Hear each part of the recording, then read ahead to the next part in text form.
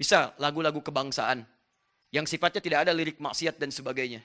Di Saudi ada lagu kebangsaannya. Indonesia ada lagu kebangsaannya. Dan dengan nilai-nilai itu disampaikan nilai-nilai kebangsaan suatu bangsa misalnya. Maka itu masuk pada kategori yang ini saja, mubah.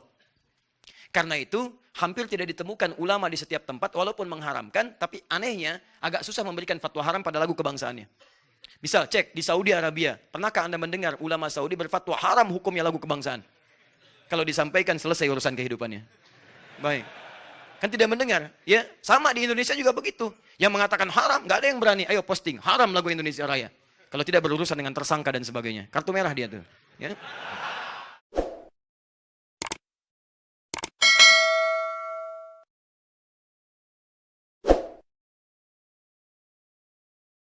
Dalam kaidah usul fikih, itu dinamakan dengan kaidah ilat yang tidak sama, maka hukumnya tertolak. Tertolak, ingat baik-baik. Ya. Saya turunkan dulu. Ustaz, itu kan ijma ulama. 4 mazhab mengharamkan musik. Pernah dengar kalimat itu? Baik, 4 mazhab mengharamkan musik. Mari kita lihat. Saya pernah keluarkan beberapa artikel teman-teman. Dan saya simpulkan semua artikel yang berbahasa Indonesia rata-rata mengambil referensi dari artikel Arab yang saya telah turunkan di sini printoutnya. Ada di sini semua. Dan dalilnya sama semua. Jadi ngambilnya dalilnya sama, Qurannya, hadisnya macam-macam dari sini semuanya. Saya keluarkan di antara yang dikutip adalah perkataan Imam Asy-Syafi'i. Disebut di situ di jilid yang keempat halaman 92. Disebut kalimat Imam Asy-Syafi'i dan dengan kalimat qiyas yang luar biasa. Perhatikan baik-baik. Di situ disebutkan kalimat bahwa Imam Asy-Syafi'i tidak membenarkan wasiat dengan alat musik.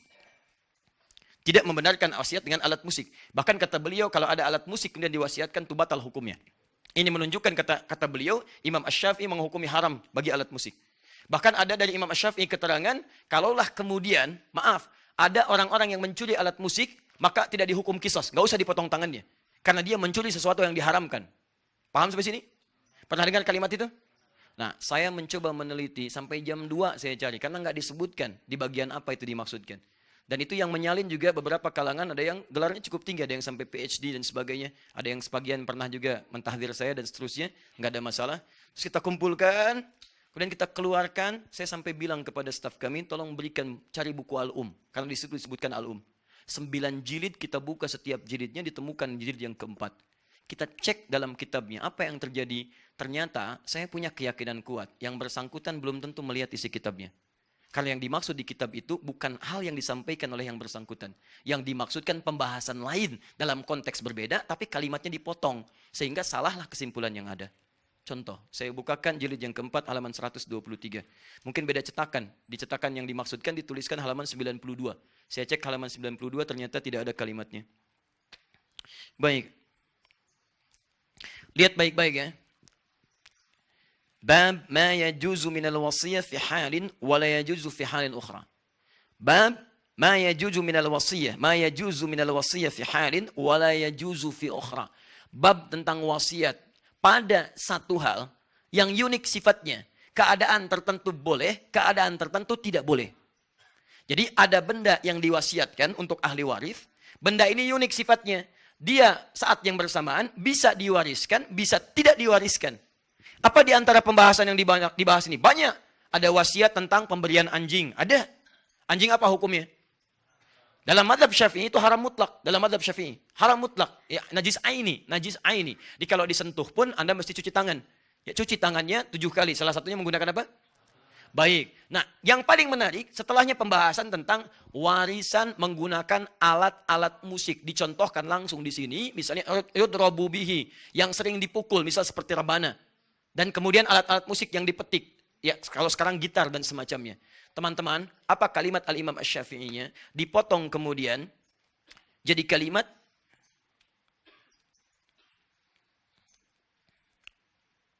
wa illam yasluh illa lidarbi lam tajuz 'indi. Dipotong sampai situ. Dan kalau wasiat tentang alat musik itu hanya dimaksudkan untuk alat pukul, alat musik saja, maka wasiat itu tidak boleh menurut saya, batal. Teruskan, disambung lagi kemudian. Wa in kana la yasluhu illa lidarbi batalat 'indil wasiyah wa hakadzal qaul fil mazamir kulliha. Ini yang dikutip sampai sini saja. Yang dikutip sampai sini saja. Lihat kalimatnya. Fa in kanat lahu Wa in kana la yaslu illa lidarbi batalat indil wasiyah. Kalau wasiat itu dimaksudkan alat musik yang biasa dipukul, kalau terjemahannya dipotong, maka maknanya berubah. Kalau yang diwasiatkan itu adalah alat musik yang biasa dipukul, maka menurut saya hukumnya batal wasiat, kata Imam Asy-Syafi'i.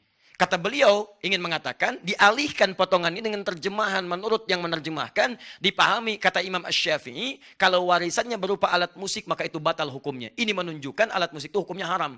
Demikian kesimpulan yang menyampaikan hukum haram. Padahal di bab ini kalau dibaca keseluruhan, Imam Asy-Syafi'i membagi dua alat musik yang diwasiatkan. Alat musik pertama, sama alatnya, sama-sama rebana. Tapi yang pertama dipukul untuk yang bermanfaat. Seperti motivasi orang pada kebaikan, konteks dulu untuk berperang. Perang jihad. Jadi ketika mau jihad didorong, bikin syair, Hasan bin Sabit dipukul rebana, dang, ding, dung, gendang dipukul dan sebagainya. Kata Imam Asy-Syafi'i, kalau itu yang diwariskan maka halal hukumnya. Alatnya sama. Boleh. Tapi kalau yang diwasiatkan ke ahli waris, diwasiatkan kemudian, atau menjadi warisan, hanya alat musik yang digunakan untuk yang lahun saja yang ini. Untuk nyanyi-nyanyian yang tidak bermanfaat, untuk mabuk-mabukan, untuk diarahkan pada yang maksiat, itu yang dimaksudkan kata beliau, batalat indil wasiyah, batal wasiatnya. Di kalimat itu dari Imam Asy-Syafi'i bukan ingin menghukumi musik haram mutlak, bukan. Imam Asy-Syafi'i ingin mengatakan alat musik yang dimaksudkan jika dipakai untuk hal-hal kepentingan maksiat. Sedangkan yang tidak maksiat boleh dilakukan untuk persoalan ahli waris atau untuk wasiat diberikan pada generasi setelahnya. Jadi maksud saya, ada orang-orang yang mengutip pendapat para ulama tapi tidak merujuk kitabnya dalam bab apa itu disampaikan. Ternyata ketika para ulama, Imam Syafi'i itu tidak terlampau menyenangi musik. Tapi yang paling hebat, beliau itu ahli syair. Dan punya diwan, namanya Diwan Imam Asy-Syafi'i. Punya kumpulan-kumpulan syair. Tapi karena konsennya kepada fikih, konsen pada Al-Quran, terlampau banyak menjauhi yang seperti ini. Tapi hukumnya ada. Di teman-teman, kalau Anda melihat para ulama mengatakan misalnya kalimat-kalimat, kami jauhi musik, kami tinggalkan musik, munculkan hadis-hadis yang tadi, pada umumnya walaupun mereka punya syair dan sebagainya, itu karena kebiasaan mereka dekat dengan Al-Quran dan dekat dengan hadis. Dan orang-orang ahli Quran tidak akan bertemu frekuensi Quran dengan frekuensi musik.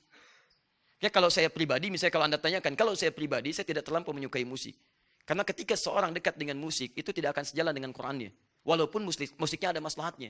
Makanya silahkan cek, Anda senang musik agak kesulitan menghafal Quran. Karena frekuensinya tidak sama di situ. Tapi bukan berarti menjadikan musik mutlak haram, bukan. Karena ada bagian-bagian tertentu yang dibenarkan oleh Al-Quran.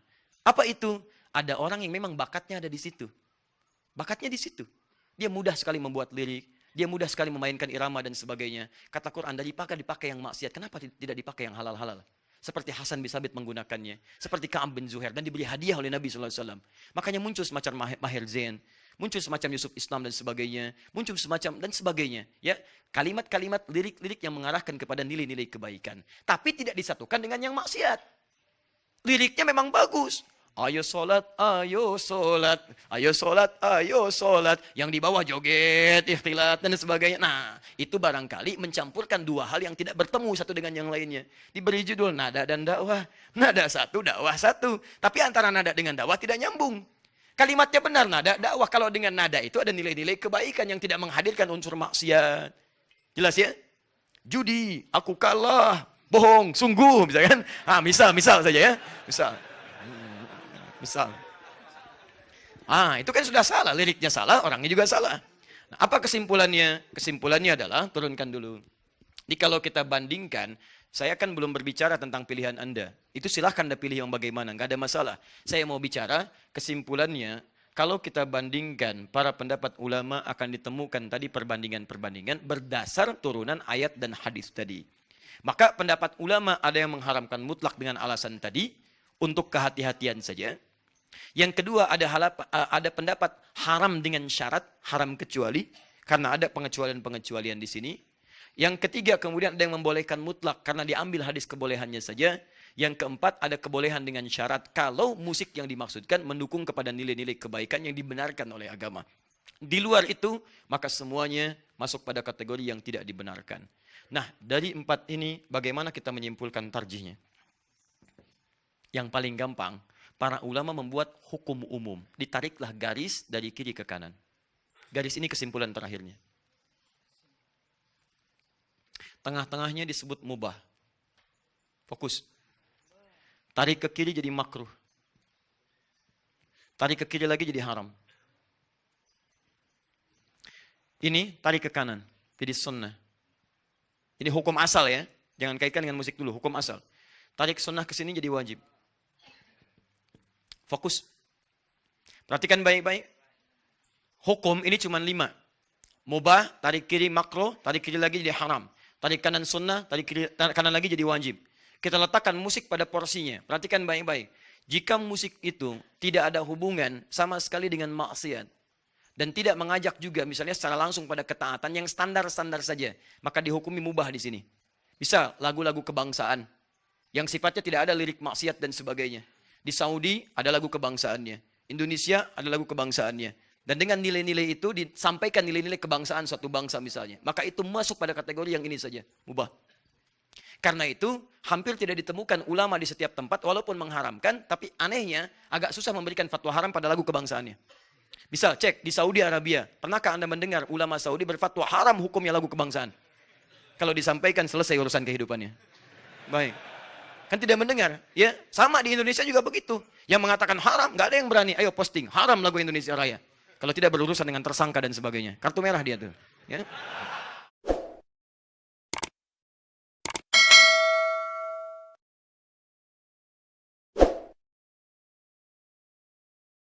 Ditarik kemudian ke notasi ke piano, ada do re mi fa sol la si do. Asalnya dari mana? Dari bahasa Arab. Dal ra mim fa sol lam do re mi fa sol la si do, dal ra mim fa sod lam dal. Ya. Dal ra mim fa sol lam dal. Ya, sod do re mi fa sol la si do. Betul.